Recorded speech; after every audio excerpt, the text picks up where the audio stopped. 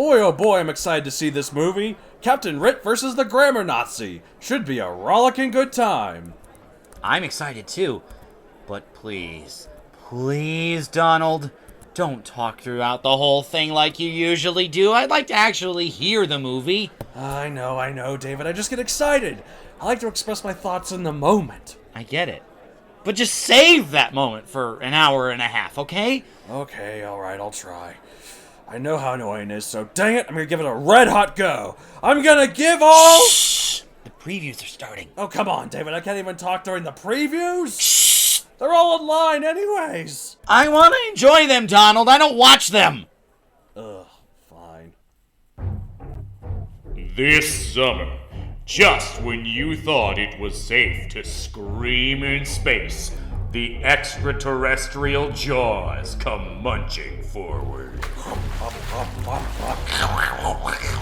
They're everywhere! They're everywhere! We must protect the visitors. We have to close the space beach. But space beach season is coming, and I refuse to close our space beaches during space beach season. It's our most lucrative financial quarter.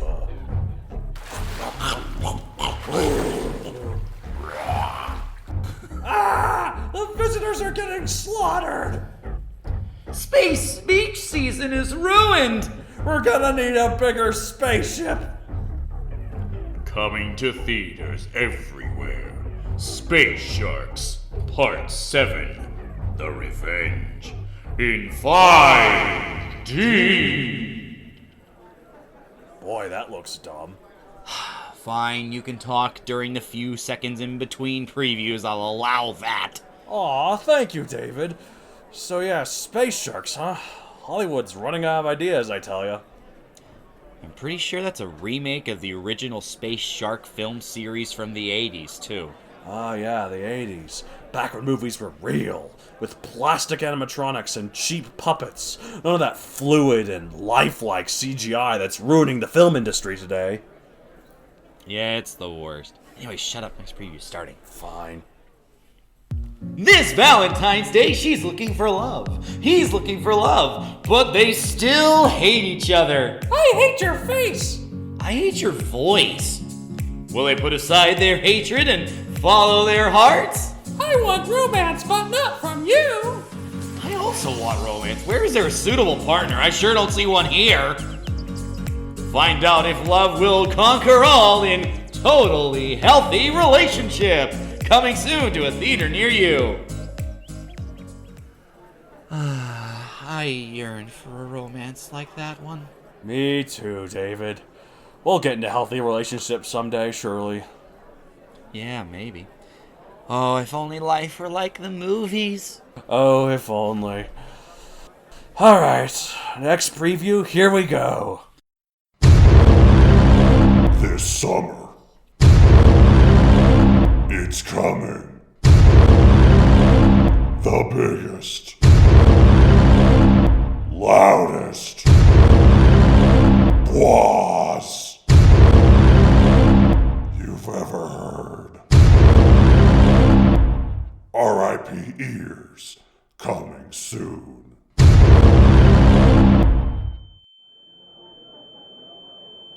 Well, I guess you can talk now, Donald. I can't hear anything. What? I can't hear you! I said I can't hear anything! What? Okay, now I can hear. Yeah, me too. Whew. That movie looks pretty cool though, huh? Yeah, we should go see that this summer. Totally. Totally! Alright, now the movie's starting, so shut up! Okay, fine, I'll shut up. Sheesh. Now, insert parody title here. Pictures presents Captain Rit versus the Grammar Nazi.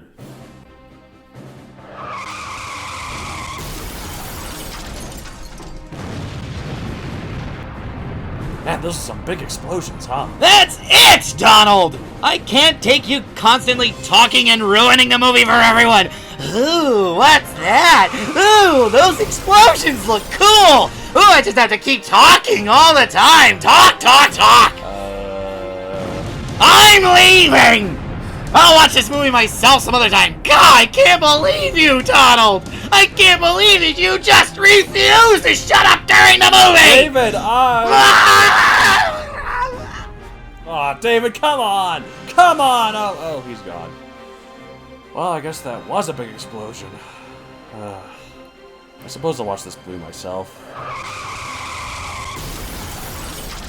This movie looks dumb, honestly. Can't believe I paid for 5D tickets. Ugh. Jeez, Donald, that movie only took you like 2 hours. About time you showed up to our recording session. Well, what do you know? It's a 2-hour movie, so that makes sense. It wasn't that great, by the way. You didn't miss much. I'm sorry, though. Well, I'm so sorry. I'm still gonna go see it myself. That way I don't have to You deal with always your like to comments. judge things for yourself, and let me guess, afterwards there'll be a little... And that way I can actually, keep my streak of watching every Captain Rit movie. Of course, and then afterwards they'll be like, it's better than I expected. Very true. That is totally me. Anyways, all right. We're back on, aren't we? We certainly are. Sorry about that once again. Anyways, welcome, fellow nerds, to another episode of The Ritwit, the show where we really talk about our feelings, and our past failings, and our deepest regrets, and all the times we've failed our loved ones, and my lost chinchilla. Oh, Fluffy Butt, I'm so sorry. I didn't see that monster truck barreling towards you. I'm so sorry, Fluffy Butt. Get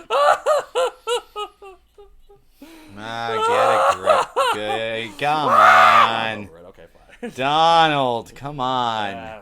With a name like Fluffy Butt, I'm amazed you took it seriously as a pet anyway. You don't understand. You're right, I don't. Well, at least you admit it. Anyway. But I do understand that we got to do our regular segment. We certainly so are you do. Emotionally recovered? Hold on. Yeah, I'm good. Your chinchilla that got run over by a monster truck. It's amazing. And the monster trucks usually have those giant big wheels. The wheel And was there's a lot the of tire was probably bigger than Fluffy Butt itself. Yeah, Come exactly. on. And the suspensions are very high, so Yeah. it's like Anyway, there's an intentional chinchillas effort. are tiny, so I mean, come on, that's like par for the course. That's like occupational hazard in getting a chinchilla, dude. It's true. As we all know, chinchillas are prone to just wandering across the street, so they're just drawn to it. Like I have a feeling that's part of the reason you named it something so silly, because you kind of because I expected knew it this was might going to happen. die. By Anyway. monster truck. Okay, so By my well, I guess you can't predict that. I'm still not over it. But anyways, yeah, we rip off from this month. You go first. All right, well, thank you. Mm-hmm. Well, the big one I want to rip off from this month is Legends of Tomorrow. Basically, how the Arrow versus B team kind of got their own show. They introduced these side characters in Arrow, Flash, etc., and they start using them more by giving them their own starring vehicle. I really liked that. The stakes are real thanks to Spoilers redacted. dying and crazy character interactions between the people who are, kind of thrown into this thing. I also got caught up on superhero flicks on my long trip back to the States for the holidays. And back from that, so... And back from that, you're right. So I have to throw out mentions to I love the self-irreverence of Deadpool 2. I loved Ant-Man and the Wasp for the playset fights. I'm definitely hoping to include some blasé everyday use thing in a major battle, kind of like the Suitcase Lab. Or a salt that popped shaker. up in the middle of San Francisco. Right, or a salt shaker. Aquaman's incredible depth of ocean visuals. Yes. Oh, and thank God they made that costume look so incredible. They did a good job. I'll get to that.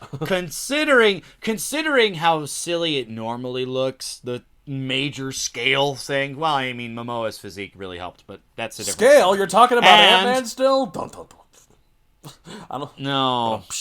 You can make puns too. And the joy that was seeing Peter Parker as a more age-appropriate character in Spider-Man Homecoming. It was good. Not that I really did like the Tobey Maguire films. Well, of I've course. not seen Amazing Spider-Man with Andrew Garfield, but I do like how Tom Holland felt like a genuine teenager, He even did. though he'd think he's like He's 20. 20, yeah, so...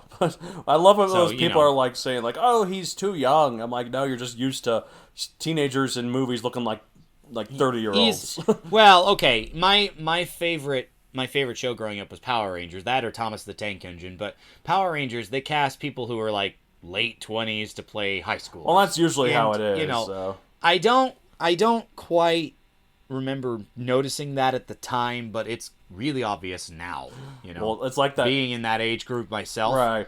it's really obvious that people are kind of play acting at being a teenager. Well, it's like thing. that But anyway. nostalgia critic joke when he was talking about Saved by the Bell, and he was talking about this episode where they have to get fake IDs to get to a bar because he meets this girl that's over 18, and they have to get fake IDs to go in there, and then nostalgia critic like, could someone tell me why they need fake IDs to prove they're 18 when they're so obviously 24? So, yeah. Well, I mean, if you're going to get carded. But I also managed to watch the original Daredevil film, the, one with Ben Affleck. I say original film. Yeah, you say this like there's been another other Daredevil movies. Well, I mean, if you count Marvel's Netflix That's not a film, though, but... Daredevil, it's not a film. It's not a film. I'm kind of hoping that he'll show up in one, though. Yeah, I'm hoping too. However, that very, very noticeable CGI was a little uncomfortable. That's the CGI, especially bad CGI, dates really badly. Or like CGI where they don't... Well, I mean, like, there's this thing where they're doing these jumps, and, like, the body literally becomes almost out of proportion in that moment as they're doing the flip. I was thinking... Like, that's just that, wrong. like, because when you said bad CGI in Daredevil, that was the scene that came to my mind before you even said that was the scene. It's like, oh, the CGI jumps. So, yeah. So that was kind of uncomfortable. But I also managed to watch the rebooted Fantastic Four. And now I'm... Oh, yeah. Well... That masterpiece that you liked for some reason. It was better than I expected. I mean, that is what you say. I mean, to be fair, in this instance, your expectations were probably in the toilet, so... Well, I don't know about in the toilet, but they weren't very high. But, I'm actually kind of disappointed they didn't pursue the sequel, despite how most people thought of it. I recognize it also bombed like well crazy, received. so there's a reason why I didn't pursue a sequel. No, I get it. As I said, it's not like it was received terribly well. But, they had... There's a crash test They had Doomy. just enough there. Crash test Doomy? Yeah, because Dr. Doom looks like a crash test dummy. Oh. All right, I see that reference, I guess. I haven't heard that term before. But anyway, yeah, so, it was kind of nice to, as I mentioned earlier, seeing all the Captain Rit flicks. I'm trying to catch up on most of the superhero ones. Of course. I made a lot of progress this trip, so it's kind of nice. Captain Rit versus the Grammar Nazi is much, much better than the rebooted Fantastic Four. So you'll probably love it. All right, I'll look forward to that then. Anyways. Especially without your commentary. I'm sorry. I have a wonderful mouth with wonderful. You thoughts. have a problem. I have wonderful thoughts. I have a wonderful problem. And I have a wonderful thing to rip off from this month. All right, go ahead. So it's Aquaman. I watched it too, believe it or not.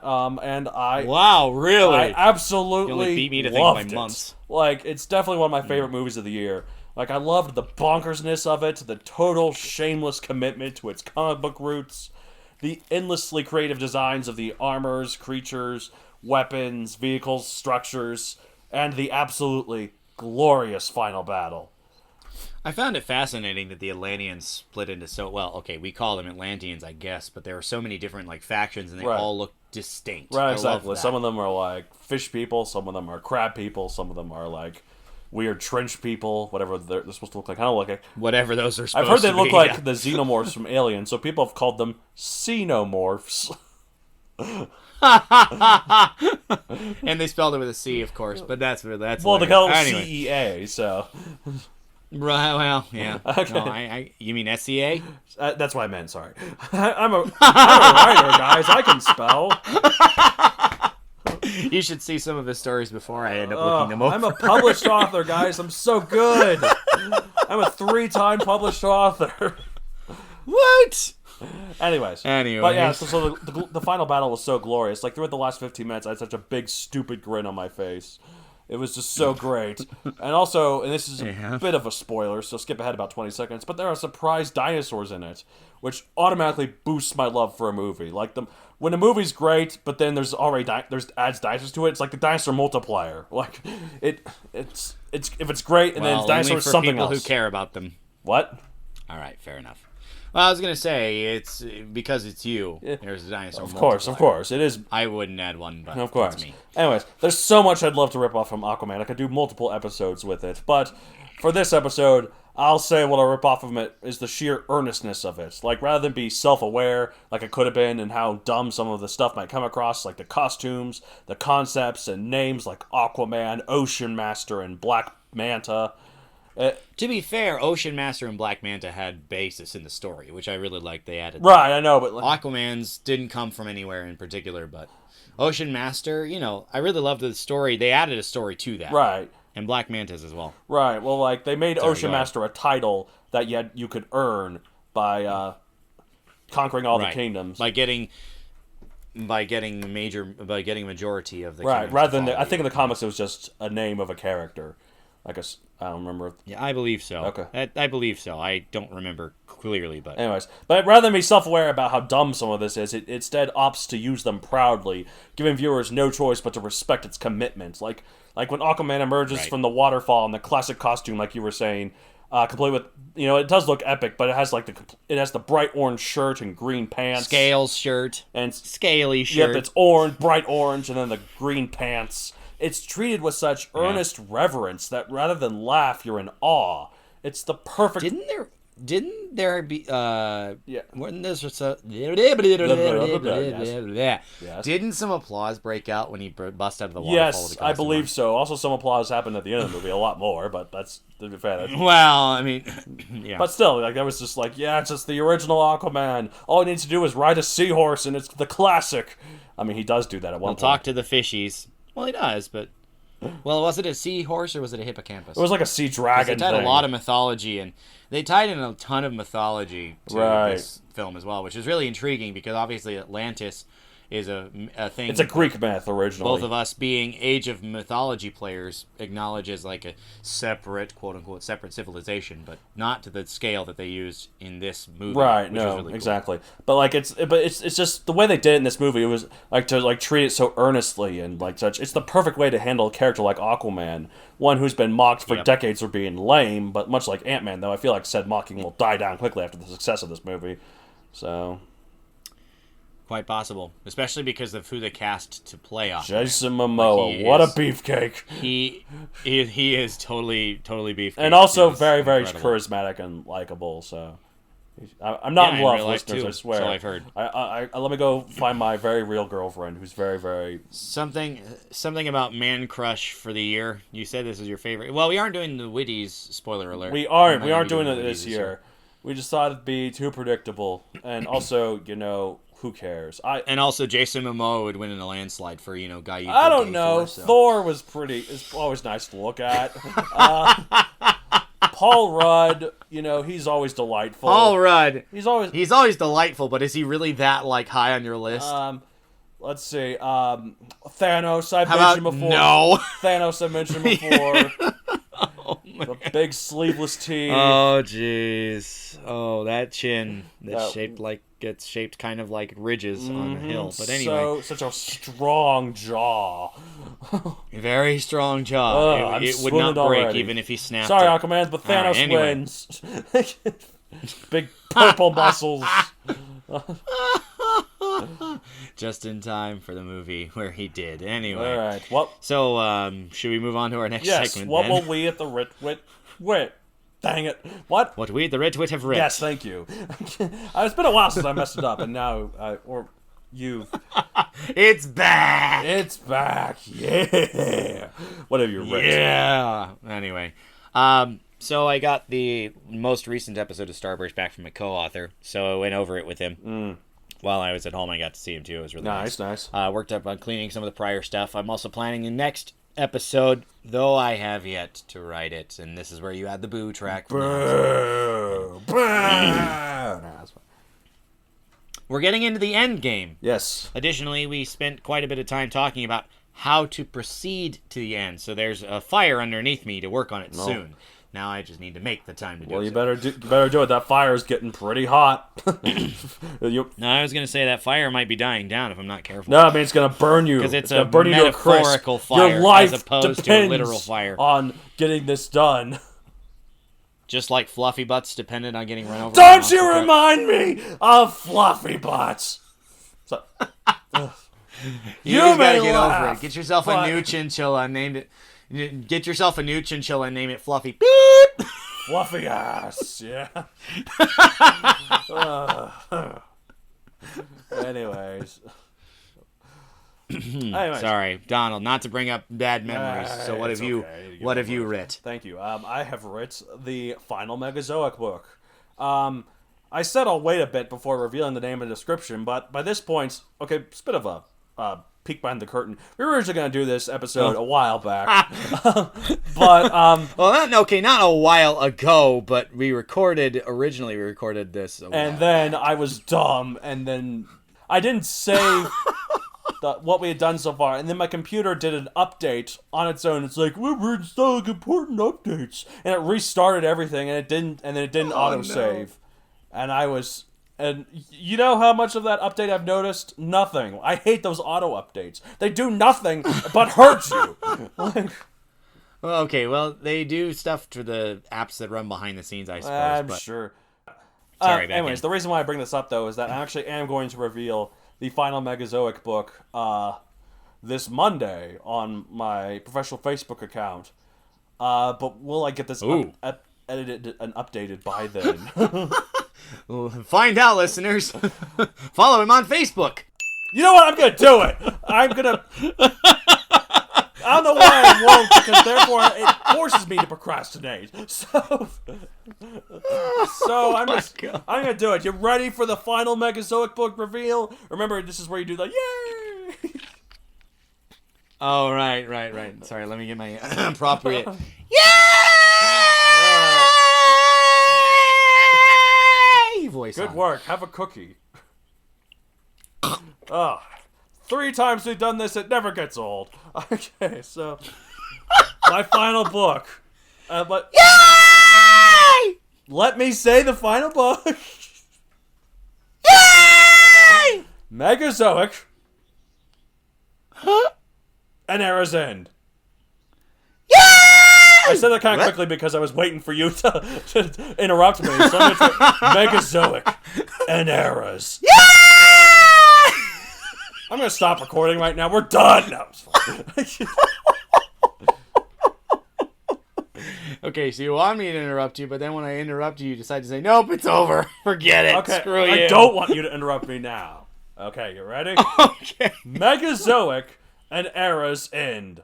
Yay! What? An Era's End. What? An end of an era. No, really, I can figure out from It's the an grammar. era. Thank you. And it's ending. Oh my god.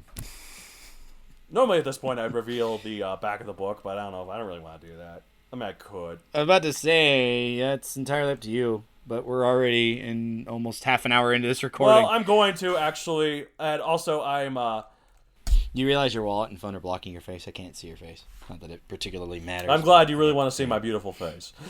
See. Well, I mean, it's more fun to look and see what you're saying if I can actually get it. Right. Okay. No, I get you. Okay, so, anyways, I'm going to read the back of the book that I have planned here. I've got it here. So, ready? Yay! Glad you're ready. Okay.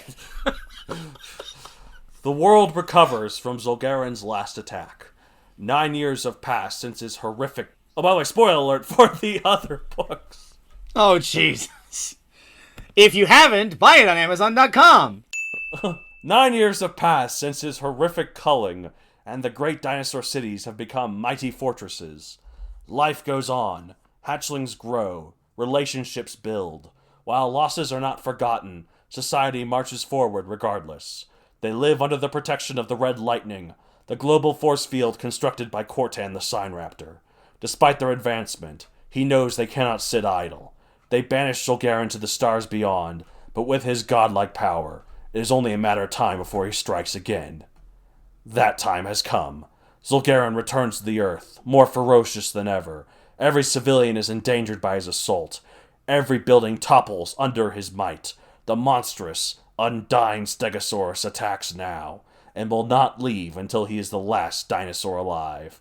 A titanic final battle will soon take place, one that will forever shift the future of the planet. Maybe even tectonically. Actually, I also really like the tagline I came up for this one. You know, like all the other ones I've had millions of years ago, blah, blah, blah. Right. So, like, the first one was millions of years ago, dinosaurs ruled the earth, just not the way we thought. Yes. This one is millions of years ago, dinosaurs fought a battle that paved the way for humanity. Hey, ring endorsement. It's grandiose. It's grandiose. Give it that. But paving the way for humanity seems kind of too big for its britches, considering how much time theoretically happens between it and look, development of humanity. This book. Okay, I get. It's cool. It's not just that it's cool. It's actually right, because if that meteor hadn't hit the Earth, spoiler alert. By the way, if there's a meteor, there might not be. Spoiler alert. I'm not going to say what it is. So that's spoiler alert, non-spoiler alert. All right. If the meteor did not hit the Earth, humans would not evolve. If the extinction didn't happen, dinosaurs would continue to live on, and humans would not evolve. Theoretically, so yes, they would not have. Yeah. It does pave the way for humanity. Anyways. Oh man, all this recording is just sad what we've all done. It really brings a tear to my eye. Just how sad we've done this whole once again, I'm knocked over by my own ambition. Your forced segues. I'm felled by my own ambition. With the Pride segues. cometh before the fall, sir. This is just sad. Come on, we're having fun. Why is this bad? Speaking of sad, you know what else is sad? we're gonna talk about tear-jerking moments. Bet you hope you have a tissue, listeners. Well, I mean, unless we're reading them, which that'd be different. But I suppose it'd be a good thing to talk about. So we're going to talk about all those sniffles, the waterworks, the eye leaks, the dusty rooms, the bawlings, and the sob fests. I'm confused. What are we talking about? You didn't say it so that well. No. I wrote that, so it's So whose fault is it? It's mine, or I'm so sad.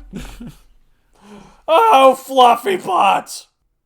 Emotion, what separates a human story from a robot story. Unless it's WALL-E. Or even a story where humans are in dinosaur scales.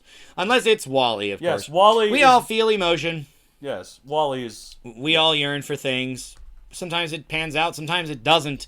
It triggers a response of some kind. A deep response, not just a superficial one. We feel for characters that aren't ourselves, and it's our duty as writers to make us care. Us being the audience. For what happens in the story. Right, like the 8 deadly words for a response to writing, and I've read this before, these are what they're actually called the 8 deadly words, are, I don't care what happens to these people. And make them care. One way to add emotion to a story is through tear-jerky moments, but done poorly, they just seem artificial and superfluous, and we're going to talk a little bit about how to make them right. I mean, we think. I don't know. We'll find out. Well, we are better than you, listeners, so we'll do our best. I'm still not good. I'm not. 3-time published author, and he's not good. Well, maybe this is the part where we mentioned he's self-published. I was about to say I'm self-published. The only one who thought I was good, apparently, is me, and I don't even think I'm that good. Well, I was about to say, you're not really rivaling your hated author from the Inheritance. He's not that bad. I don't really hate him anymore. He was amateurish, but I can't deny that he had a passion. Going through it all yourself makes you realize how much better he was. Well, he had a passion, and he had a story he wanted to tell. He told it like very amateurishly, but he. Well, I mean, when you can describe the plot of Eragon with Star Wars and the characters with Lord of the Rings-ish names, it's pretty, it's not good. Not formulaic, but it's derivative, is what I want to say. But at least it's not harmful to society, like 50 Shades of Grey. And so, well, that depends. Depends on that's in the eye of the beholder, isn't it? I mean, it's just like 50 Shades of Grey, and even Twilight to an extent. They get unrealistic expectations of romance in the minds of girls, and so that's why it's harmful. So that's a topic for another day. Well, I think that romance novels in general, dime store romance tales, have kind of created this, myth about how love works. However, I've heard, in fact, I'm not even sure I want to say this on a family-friendly podcast. Okay, I'm intrigued. Well, you're intrigued, so you'll hear it either way. I've heard that romance novels are for women what porn is for men. That's interesting. Well, I mean, if you think about the difference between... So what are romance novels for men, then? Child play? No, I'm kidding. I don't know. That's bad. Oh, my God. I'm not that kind, Jesus. Oh, my God. What's wrong with you, David? Not wrong with me. I heard the quote from somewhere else. I always knew there was something No, amiss anyway. with you. Anyways, so what are... But seriously, though, because it sets up this expectation. However, consider that in the lives of men and women are usually, I say usually, Yes. far more reserved about things. They like approaching this without saying it. They're very subtle. And romance novels are a good way to reflect that they want to feel this feeling as well. Right, yes. Whereas guys are just like, show me the good stuff. I don't care. Well, Again, I don't think that any are of you this should make it saying into the podcast. that the women are all more about the emotions? Okay, fine. If you want to force a segue And back speaking to of what we're trying to talk about, emotions, then maybe. What are situations that make us specifically feel emotional?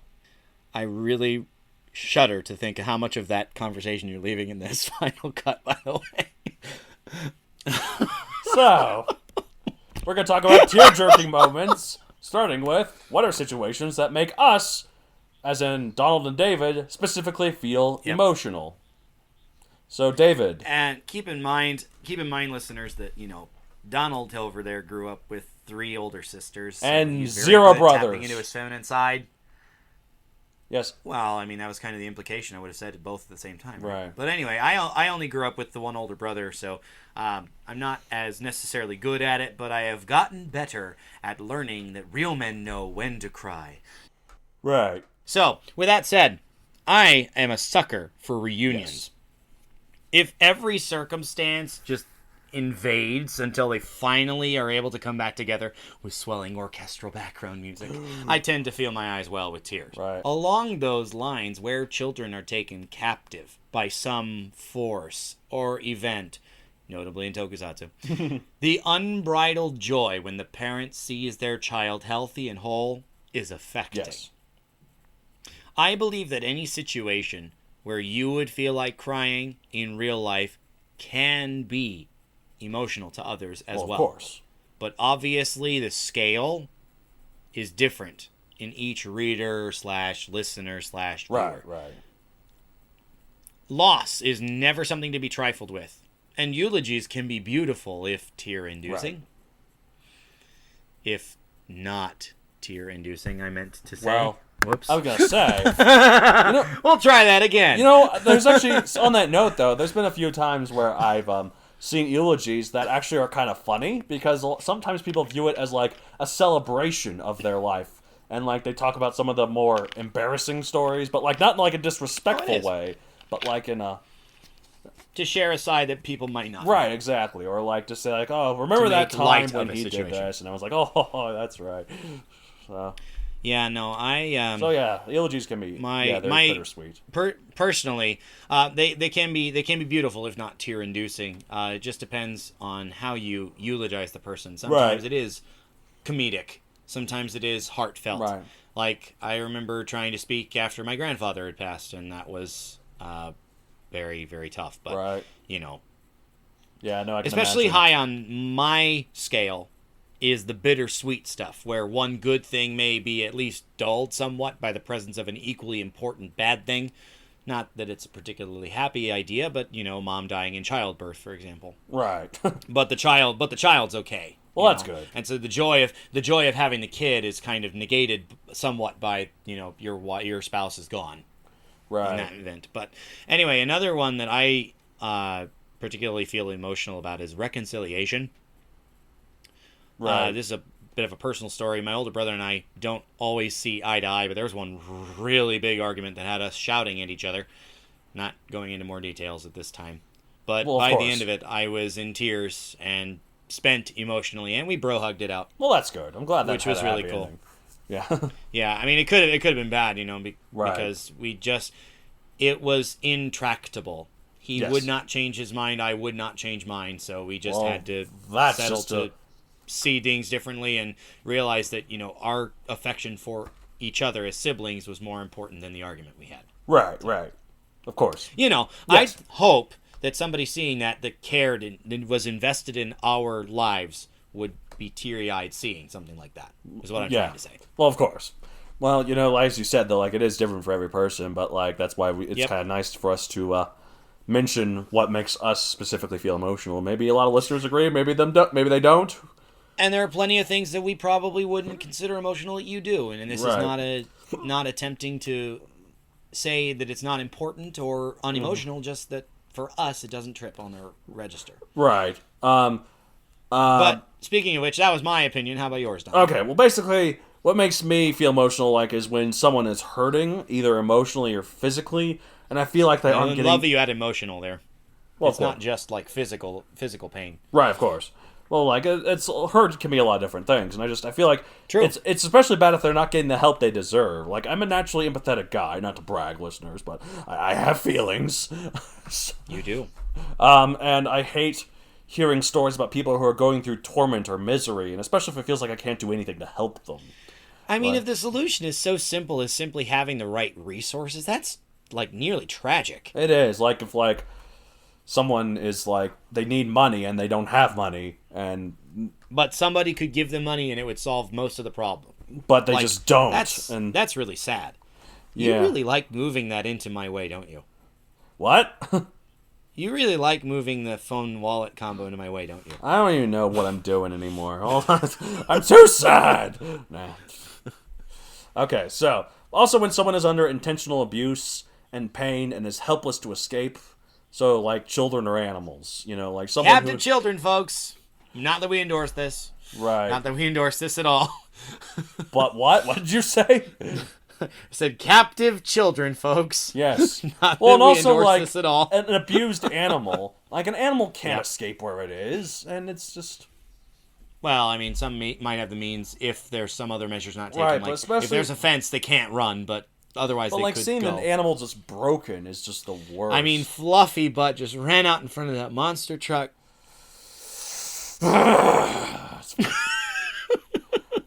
I'm sorry. Did I bring up a bad memory again?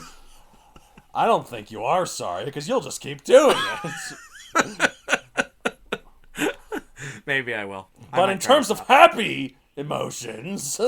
Sure. Because I feel like The Ritwit is a positive, feel-good podcast full of humor and cringy charm. Especially cringy charm, yes. Especially cringy. One time I showed this bit of this podcast to someone at my new geek meetup, and they just had their face in their hands. I was like, that's the best compliment I could have ever had. All these things no, we don't actually endorse this, but we're gonna say it anyway. Anyways, in terms of happy we laugh too much. We laugh too much for this to be a sad podcast all the time. Sorry to bring up bad memories. So in terms of other, feel good emotions that make you emotional, what about them? I get emotional when someone fights real hard for something, a real hard struggle, and it pays off. Such as a romance, a personal goal, jobs, survival even. Or reuniting with loved ones, like you, with reunions, yeah. Hey, reunions, they're great. And a moment, and I like it when a moment is given for the characters to bask in their success. Sure. And also, and this is a personal thing, this is really weird, but I really like seeing crowds cheer or gasp or laugh together, even in movies. Well, not so much reactions to movies, but in the movies themselves. I really like reactions to movies itself. I like watching these YouTube videos that they record the audio of a screening, not the video because that's illegal, but they record the audio, and they and then when the DVD comes out, they play the audio at the same part of the video of the movie, and so you could see people's reactions to certain things, and I just seeing people laugh or cheer or cry. It makes me feel with joy. Like I like seeing the unity that presents, that we all feel during that moment. But also, like, even in movies where it's just there is a crowd within a movie, for some reason it just wells me up. Just makes see people so happy. Like in Okay, I'm curious though. Does that extend to when you got a ton of extras running around from some like gigantic thing behind them? Sure, but no, it doesn't. I guess, and like when it's in a movie, I like it when there's a crowd that's cheering. Like for instance, the example I can think of in Jurassic World, the first Jurassic World, there's a scene where they're watching the mosasaur feed on the shark in the show, and then the mosasaur arrives, it leaps up, it grabs the shark, and it splashes down. Everyone just starts going nuts and cheering. For some reason, I really like that. Like, I like how they're so happy to see this mosasaur. To reference another one that we talked about earlier, the final scene where he's standing on the sub or whatever it is that they fought on, and the whole of the undersea kingdom is like cheering on Aquaman. Yeah, exactly. And they're like, King Arthur! And I'm like, oh, subtle, guys. Oh, that is such a subtle reference. Although instead of a sword, he pulled out a trident from, this trench that couldn't possibly exist. But, quibbles. Right. We're talking about Aquaman, listeners. I don't think we said that. I mean, you've inferred it. We got it from context, but still. No, we were referring to we were referring to Sword in the Stone, listeners. Look it up. I was thinking of just Jurassic World again. Remember that part when King Arthur showed up in Jurassic World? Wielded Excalibur. Totally. Got Excalibur to fight off the Indominus Rex. Why have you not made this movie happen, Donald? This sounds like it's totally up your alley. Oh, yeah. Anyways, no one cares about King Arthur. Every time they try to reboot it, I'm like, no one cares about King Arthur. Who cares? Because the story is proved to be timeless. It is amazing. Whether it's done effectively and by every or not. movie that comes out about it bombing, but... Well, I'm not saying that it's always effective. I'm just saying that it's always an amazing story. Right. I suppose. Anyway, yeah, this is why you like having people to, go with you to things so you can see their reactions. Right, exactly. And if there's ever a Megazoic movie, I'm in the crowd and they start cheering or crying or laughing during certain points, well, of course that'd be a I thing. will legitimately cry. Like I will. You will. Yeah, I get that. Fun tangent off of that. If you create your own thing, there was an interview with one of the minds behind the musical Fiddler on the Roof. And he was doing his interview with, I guess there was a studio audience involved or something. And one of the things that he said was there was this song he was doing in the show. He was a little worried about how it would go over. And, when the audience responded in the way they did, he was moved to tears by it. Because he was just like, oh, good, it worked. It didn't fail us. Right. There might have also, if I'm remembering correctly, that was also a song that he subconsciously put some of his own, family background into the song, and it was the catharsis that he needed, and so that was another reason he was moved to tears by it, if I'm remembering correctly. But anyway, enough about Fiddler on the Roof. Right, but that is a very emotional play, though, isn't it? Yeah. Oh, it absolutely is. I loved it. I acted in it, full disclaimer, but nice. Other than that, I always appreciate watching it. It's not a happy story. No, it really isn't. It is not. But it is a phenomenal show to be a part of, to witness. I kind of wish I knew the fiddle part because I do play violin, listeners. If you didn't know that by now, but it'd be really cool to learn that. Keep in my mind confusing a fiddle with a flute. I know it's not the same, but I keep in my mind, whenever I imagine Fiddle on the Roof, I imagine a guy dancing while playing a flute. I'm like, that's not a fiddle. That's the Pied Piper, but he's not on the roof. But anyway, let's move on then into, things that we've talked about, things that make us emotional, but how do you convey those things through writing? Right, exactly. Well, how do you, David? Well, I personally... Oh, yeah. love getting into my character's brain anyway. Yes.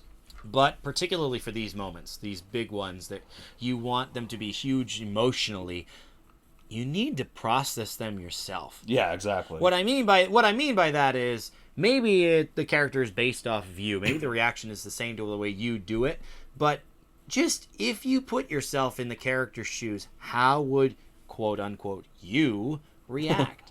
Right. In Shattered Creek, one of my former Challenges NaNoWriMo products, Right, I had to right. write the main character's father's funeral scene. By the way, about your funeral point earlier, sometimes it's not even called a funeral because they don't want it to be sad. They call it a celebration of life. That was Right, one of exactly. my grandfather's. My grandfather's, for instance. Yes. Where he, the main character, volunteered a eulogy. I have dealt with a similar experience when my grandfather passed, so I tapped back into those emotions and wrote the, admittedly overlong, I mean, it's eulogy. Nano. It was Nano, but it brought out tears as I Nice. was writing it, as I've read. Every time I've reread that scene since, it still moves me to tears. Aw. Nice. Which, I mean, I'm grateful that it's still effective for me. I don't know how it'll go over for other people. You are your own first audience. True. So hopefully it works. Right. If it doesn't, maybe invest some more gravitas in the moment. Through the lens of your character reacting usually, or maybe even unusually thanks to some trauma. Right. You know, you don't deal with loss every day, especially if it's the first time you've experienced death in the family. Right. So would they react the same way they always do? Probably not. Exactly. It really helps to think of where your characters would go to channel grief, joy, those extreme emotions that are making these moments tear-jerking. I agree that it's cool to like it's helpful to go think about where your characters are, but like I don't know, like I think that's really good. So what I try to do Character though, study. as well as like I have always a proponent of character study, both for your own and for other successful stories, because you see what works. oh yeah, well I think characters are a very very very very big thing as to why certain stories work and like why they get the audience they do. Like characters are so important. But like for me, for in terms of Well, you emotion, follow the characters, not the plot, right? exactly. For emotion, to convey emotions through the way I convey emotions through my writing, I really describe the events and at certain focal points, like at the emotional climax, whether good or bad. Like for example, if I write a scene where the character reunites with their loved ones after a long, hard struggle, I dedicate several paragraphs just to the emotion the characters feel and have them reflect on it all took to get to this point. Like. I think it's like as well as getting into the characters there, and I do that there, but I really give the time, the moment, the time it deserves. So, One thing that I want to clarify, and you're the perfect person to ask because you brought this up: does the emotional climax always coincide with the plot's climax? certainly not. I'd say so. Like, sometimes it can, obviously, but sometimes it doesn't. It can, but I don't think it has to. It definitely doesn't have to. No, like, Which is why I wanted to bring it up for our listeners' benefit as well. Of course. Well, thank you. But in a more tragic example than a reunion, if a loved one dies in front of another character, have a few paragraphs of that person reflecting on the life of that character and all that they meant to them. Like, really, really give it the time. That's really what I think. Like, don't give it too much. Don't go wallow in it for too long. Don't make the eulogy too long. But, Yeah. if you don't give the moment time to breathe, then why is it there? Right, exactly. It's almost like secondary consideration unless you give it the proper amount of time. Now, what proper may be, I suppose that depends on the moment in the story. As I said earlier, the emotional climax, if it ties in with the climax itself, he or she doesn't have the luxury of dwelling on this death before they have to go back to the battle, if it is a battle. Right, exactly. But at the same time, you can't just gloss over the fact that this just happened to them, so impactful on them, or it's just, artificial. Right. It's just there when it doesn't even land, Exactly. So speaking of proper, right?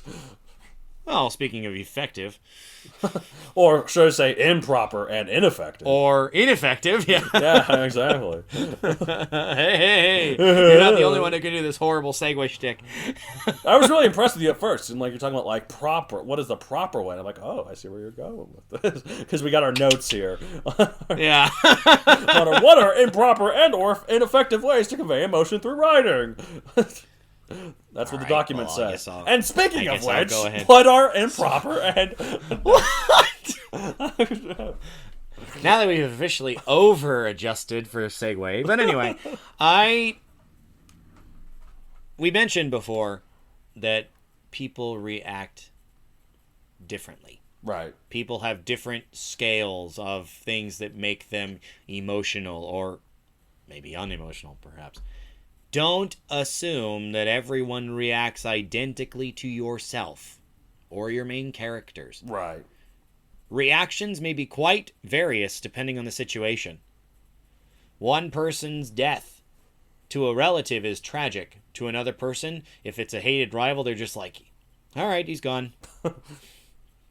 I mean, maybe not so crassly, but Right. you get the idea. There is a fine line between having a joke to lighten a dark mood and being too abrupt to let the moment breathe. Right. Talked earlier about giving it time, letting it land, you know? Yeah, exactly. Glossing over any reaction undermines all the work that came from that moment. Right. All the things leading up to this reunion, all the things leading up to the sacrifice in battle. You know, if you don't let someone react to it, it nullifies all of that work. Right, exactly. I'd recommend giving each emotional scene its own space. Right, yes. If you can't manage it, find a different beat for it. Right. Find a different place to put it. Maybe it doesn't fit at all. Maybe you have to take it out. If it's not a big plot point, if it's just a subplot that you wanted to resolve, then maybe it doesn't need to be resolved. Maybe. Maybe it doesn't need to be introduced. Who knows? There is always enough time for these things to impact your story if done right. Right. But boxing yourself in makes it just wrong. Right. No, yeah, I get that. Definitely give things their own space. Like I said, like give it the time. And if there's not a point for it in the story that you have, then don't have it. So, but sort of like in my instance, for me, speaking of time, it's like making it quick. Like that's the bad way I do it. I think like giving the reader no time to understand the gravity of the situation. Like it's like, oh, this emotional thing happened. Oh, it's kind of sad. Oh, wait, it's it's over. glossed over It's 2 over. pages Oh, later. okay, never mind. I guess it wasn't that important then. So, Exactly. You know, it undermines what you did. right, exactly. Also, making the situations too contrived, like just to score some cheap tragedy points. Like, this is a random homeless person, aren't you sad? 50 if he's wearing rags. Oh, the most disgusting rags you've ever seen.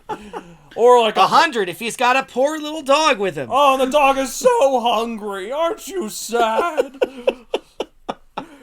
Remember this story. Sorry, we don't endorse scorekeeping on tragedies here. Right. This story is by the way, it has nothing to do with either of those characters. It's just this guy walks towards an alley, he sees that, oh, and then he move on. Like that had nothing to do with the story, but cheap tragedy points. Well, actually, there's a fun. I don't know if I ever told you about this particular nano project that I did. One guy, one of my main characters, sees this kid on the street and he's homeless, asking for help, and the guy tries to befriend him because he's like, oh, that'll definitely make things better if he has somebody to talk to, at least to share this pain with, you know. And it turns out that the guy is actually the son of rich kids and lives at a mansion. They're doing it simply to get more money. Well, Like, how are you supposed to feel about that? Well, he's not getting what he wants there. No, it was a really intriguing idea that I had one time for a nano project, and it unfortunately never went anywhere. I didn't get to the big reveal that the guy was loaded, but and to be fair, it was his parents telling him to do this. It wasn't that he It wasn't his had own any idea. desire to do it. Okay. They were just like trying to get more money to see mooch off of people's generosity Well, for that's people who are not holding right. signs by the side of the road. No, it's not right, and so I'm not sure how you're supposed to feel about it. But it was this really intriguing idea that I had one time. I'm just like, all right, let's try and make it work. Intriguing But anyway, idea. that Why was don't you that try was it to get scoring that was scoring cheap tragedy points. Right, exactly. In Literally in the story at that respects point too. So like within In the these respects context that of Donald's talking about. Yes. Anyway. But on a related note to like it's sort of like the opposite of like having a big emotional payoff and then not giving enough time. This is where you give it the time at the end in terms of like you describe all that happened, but then it's completely unearned. Like there's been no time to dedicate to it beforehand at all. Like So it just comes out of nowhere, but it's this huge thing. it's like this side character. Like there's no context. Right, there's this side character, and then you find out that the side character got shot in like the, but like it was like a battle story anyway. So characters would die all the time. But then suddenly this side character, even though you've seen really nothing about him other than his name, the story dedicates so much time to just saying why this is such a sad thing, and you're like, why? Oh no, we lost another red shirt. That red shirt had a family. That red shirt had a dog who's now starved. You found out his name half an hour ago. You're supposed to care about him. And now the reader's like, why the hell are we what's going on here? Can we move on, please? It makes it seem like that the author cared more about this red shirt than the reader. So, Well, I suppose in some cases that may have been true. but like, for the true impact of the tear-jerking moments to be conveyed, the reader has to be shown all that came before it leading up to that moment, whether good or bad. So, Exactly. I mean, if there's no build up, then there can't be a payoff. right, exactly. So, but that's I think our ways of like talking about Some how to make tipperoonies. things right, emotional, tear-jerking moments. But just for a fun way to kind of end this, I thought it would be good if each of us list our personal favorite example of a tear-jerking moment in our own writing. So, I don't know. Okay. We'll see how that goes. Yeah, we'll see how it goes. Unsurprisingly, I'm going back to Shadow Creek because I Well, of really put course. my characters through the ringer there. I've read Shadow I mean, Creek. one character. He's not one lying. character loses his younger sister. One watches her parents' marriage crumble before her eyes. Another nearly loses a brother in an accident. One guy loses his father to disease. But Man. within these things, How many the creeks have to be emotional- shattered in this story already? Come on. No. Ha ha ha! It's the name of the town. I know. Anyway, Well, I can see my why. my favorite example in story writing is the aforementioned eulogy that I did. Right. One that is more personal, I suppose it's not, fiction writing, creative writing per se, is better for this instance, is like from a creative writing prompt that I had in college. The assignment's only limitation was start with the words, I remember, and work from there. Right. That sounds interesting. And, it wasn't a bad idea. Did I ever tell you what I wrote about when I did that assignment? I don't think you did. Did you want to share it, or did you? Well, I don't have time to share the whole thing, but I can tell you what I wrote about anyway. So Sure. I wrote about the time that my grandfather passed away. Oh yeah, that's right. That makes sense. And then I got done after running through several tissues and not even being able to see my computer screen. My eyes were so teary at some points. Like, I'm pretty well trained in typing, so I was still able to type without making too many mistakes or need for autocorrect. Right. Even though I couldn't see the screen clearly because I was just so emotional at this point. Yeah. But then after I got done with that, I'm just like, woo, that was great, catharsis. Let's do another. Again. So, Another. and so what I did was I started the next one with I remember, and when I was a senior in high school, I was in a homeroom class. It was a group of students. They were selected to be with you for the entirety of your high school career, and Right. one of the kids in that class committed suicide. Oh, that's right. I remember this.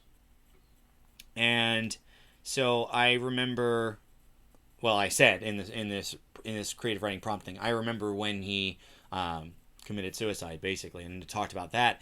And at the time, I tried not accessing my emotions such that I could be, supportive to other people who needed a shoulder to lean on, shoulder Right. to cry on, an ear to listen, whatever it was. But I never dealt with the emotions on my own. And I guess the same thing kind of happened with my grandfather. Like, speaking it as celebration of life, still didn't really process the emotional impact of losing my grandfather, who I Right. absolutely cherished. No, I remember. And so, Yeah. like, getting through both of those, I didn't cry as much because he wasn't a family member, and I guess it hadn't been quite as long either. But Right. it was also cathartic. Right. I coped with a lot of emotions I didn't realize that I had simply penned up for all that time. Yeah, exactly. In the Man. end, and so that a very, very personal example, but Did you want me to cut this out or of the recording? no, it's fine. I can leave this No, in? it's fine. Okay. Yeah, you can leave it in. Just wanted to make But sure. since none of this stuff is actually published, I guess pass on this section. I mean, it's our own writing. It doesn't have to be published. Yeah, no. It was very cathartic. It was a lot of fun. Right. Well, fun, yeah. Well, okay, fun in the sense that I needed to deal with it, and that was a very good forum for doing so. Yeah. Like nobody was going to judge me. I was able to do like I practically went through half of a tissue box that day. It was wonderful. Nice. An entire tissue box, which usually come with like 250 tissues or whatever. I went through like half of that. It's a bit excessive. In a day. It's a bit excessive. Come on. It was. Shut up. It was. Well, as I said, I know Get when to over cry it. because Nah. real men know when to cry. But anyway, Yeah, all right. none of this stuff is published. It is my own writing, so I guess it counts. But It does It's not count, like I it's say. out there. So I guess I will pass and throw it to you. What's Well, your thank favorite you. example? Well, for my published stuff, I guess. Actually, I have a better one. That's not, actually, I have a better one that wasn't published, and I think I'm going to say it instead because it's not a spoiler for a book, Oh, okay. a Megazoic Well. book. Oh, fine. You just want to avoid my comment, don't you? That and okay. You know what? There was a scene in the long-running joke we have of this show of me explaining a story without knowing what it is. In Wildlife of Tomorrow, I wrote a sequel, and Oh, jeez. We're still not going to explain it, are we? I knew that I would just want to keep writing sequels forever. So Yeah, wow. the way I stopped myself from doing it is I said, okay, I'm gonna kill off the main character and make it plot relevant and make it Yep. and so I did. And the scene I wrote of this main character's death it's pretty heartbreaking. Like he's with all of his friends. He just recently broke up with his girlfriend, but she's Yeah. there, and so she doesn't really know how to feel other than just sad still, of course. But and also it's sad, but at the same time it's also kind of like heartwarming in a way, like bittersweet, just because he lost Sure. his parents in the first book at the very, very beginning, and so he finally Right. gets to like reunite with them. And like also it's sad in terms of other ways, is that like he is the last of his kind. He is of a species of creature where he is the only one left, and so when he dies, the species is extinct. So True. yeah, so there's a lot to it, and I remember I nearly cried while writing it. And I actually, as much as I talk about how I'm empathetic and I'm emotional, I don't cry that much. No, you don't. Like, there's only 3 movies I've ever cried at before. Wasn't it one of them American Tail? No, actually. Or was it the other Don Bluth, Land Before Time? Nope. You want to know them? Sure, go for it. October Sky is one of them. Didn't that star Jake Gyllenhaal It way did. back when he was still It did. somewhat young? Throughout the entire movie, basically, he gets approval from his father, despite his father being like the worst person to him for a while, not really caring about him. But then he finally gets approval from him. Like, his father realizes the errors of his ways. He sees what Jake Gyllenhaal's done, and then he puts his hand on his son's shoulder, and it just always makes me well up. Like, Fair enough. and- I could see that making you. I haven't seen that movie, so. the other one, Phantom of the Opera. Other one? Well, the other 2. One? I thought you said there was- yeah, I was another gonna one say. of them, Phantom of the Opera. Oh, what part? The part at the end when after Christine's died and it's a flash forward and you see them old, and then you find out that the Phantom left a rose by her grave. Oh, yeah. That part is so sad. It just shows that he never stopped loving her Never stopped caring. Yeah. You're right. up to the end. Well, yeah. Like, oh man. Past the end. Yeah, exactly. There's actually a lesser known sequel musical to Phantom Yes, of the Love Opera, Never by the way, in case you Dies, didn't which I've heard is okay, the worst. The music is great. I don't know so much about the actual production, but Right. The music was great. Well, this is based on the movie where Love Never Dies as non-canon. Also, I think Love Never Dies came out after this movie came out. So. Oh yeah, it did. No, absolutely. So this movie treats it as if it didn't happen. So. Love Never Dies is a very, Anyways, the very final one. intriguing story. Look it up, listeners. It's fun. The final one. I'm very embarrassed about this final one. Oh, jeez. Star Wars: Revenge of the Sith. The part where he's fighting Kenobi on Mustafar? No, that part's awesome, but also kind of sad. But like the Well, sad, but so you're talking about where he leaves Padme behind. Then. well, when Padme dies and Obi-Wan is seeing this woman die while holding Luke and Leia, who are still crying because they're in need, and and I can understand why that got you. and Padme's last breath coincides like practically scene by scene with Vader's first breath.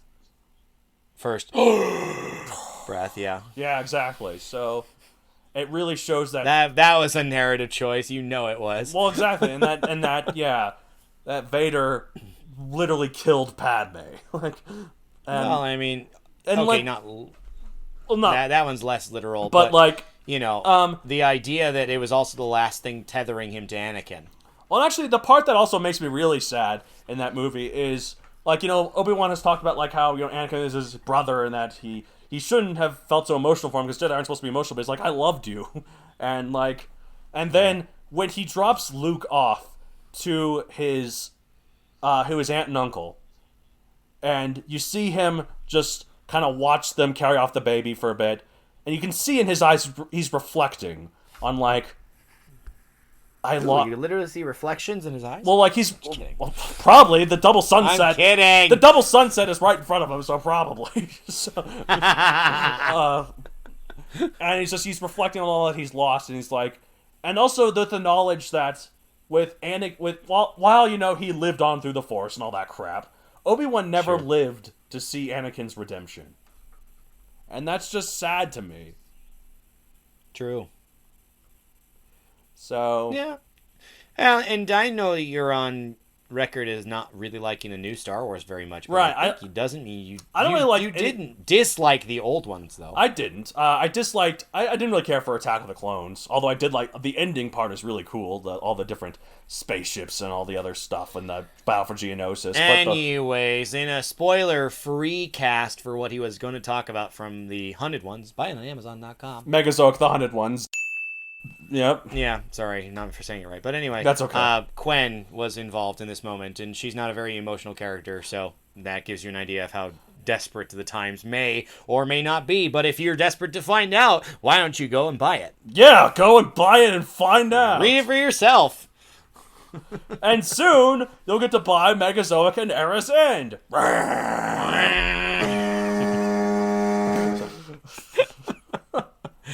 Oh, jeez. All right. One thing that I do want to mention, though, he did not talk about the moment, so I won't spoil anything more for that. But there was one thing that he said this is the most tear-jerking moment in his writing, although he came up with a different one for, obviously, the episode we just did. But I was going to say it didn't even draw tears from me, so... Oh, here's you really proof. wanted to say this comment no matter what. Well... I wanted to say it. You because wanted to I wanted remind make an everyone that illustrative my point. moment didn't make you cry because you're a hard ass and you don't have any emotions. That's not the reason I'm bringing it All up. right, If you'd fine. let me finish, because it's proof that you write it that way to tell your story. You cannot predict the outcome on your audience. The moment was very heavy. Well, thanks. I didn't cry. It was very heavy. So, you know, he's right. It had its own weight in the story. There's a reason it's there. No, I would never dream there wasn't. But it was it may bring some people to tears, and I can understand why. I was not one of them. However, that doesn't mean it's not an effective moment. So write your moments. What a ringing The endorsement. ones you want to tell. Buy the Hunted Ones do try. on Amazon.com. Ding. How many different dings have we done for that? I'm same gonna book leave that already this sarcastic episode? one there, just without editing. Just like ding, I guess. I was was trying to be kind, but anyway. Trying to be kind. But this that's sad moment didn't make me cry. Well, it hasn't made either of us cry. But Yeah, I guess anyways, that's true. if you'd like to ask us questions about tear-inducing moments, maybe you need a suggestion for your story, you are always welcome to send us an email. So let's go ahead and use that to Yes. talk about how to get a hold of us. Yeah, how do you get a hold of And us? that email Send us an is email.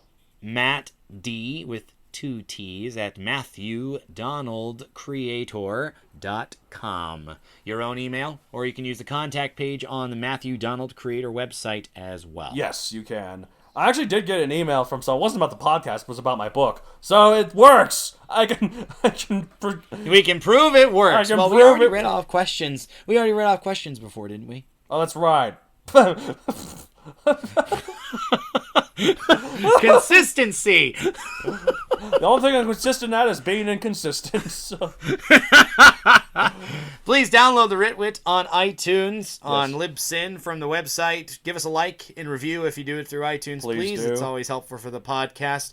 If you have any helpful tips for the newbies who you may be better than, even if we're better than you, then please let us know. We'd love to share your comments on the air if you'll let us do so. Yes, of course. Also, professional media. Yes, for me. Professional Yes, social yes. media stuffs for Donald. Follow So me what you at got? Facebook at Matthew Donald Creator, or Twitter at MatthewDonald64, or Instagram at MatthewDonald64. Why 64? Because dead puppies, lost loved ones, wasted effort, lack of purpose, and peeled onions. Talk about Okay. sympathy points or tragedy. Yeah, sympathy points, indeed. Yeah, 64 tear-inducing, is right. nowhere in there, but How many times you cried seeing The Notebook? Right.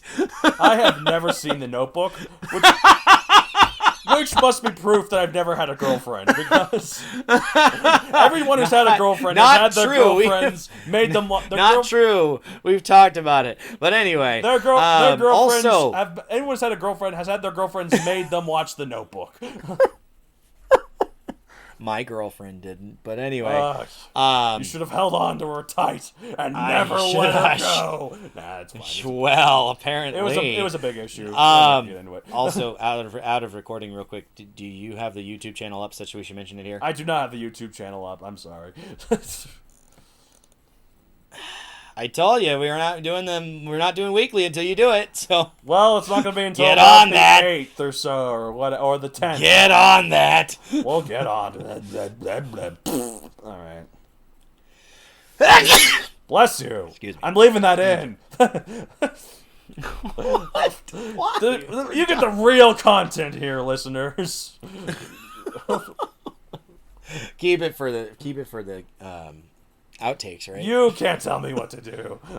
I'm suggesting. I'm not telling you you Yeah. have to do anything. That's just true. We don't. Anyways, well, that's it for us on tear jerking moments, listeners. If you my have any tissue box questions, is completely concerns, empty, guys. This has been a real effort. other episode ideas for us, please let us know. Yeah. We mentioned there were some technical difficulties here. Small look ahead. We may be doing some changing of how things process here. So, keep tuned in to find out more. Yes, But exactly. until next month, listeners, Keep writing. keep those pens writing. And us two at the Writ with the two twits who talk about writing are all twitted out. So I'm Matt Donald. I'm Matt David. Yes, twitted out indeed. You already said Yeah. your name, so you're Yeah. good. Until next month, listeners, thanks for checking in to the Ritwit, and we'll see you next time. Bye. The Ritwit.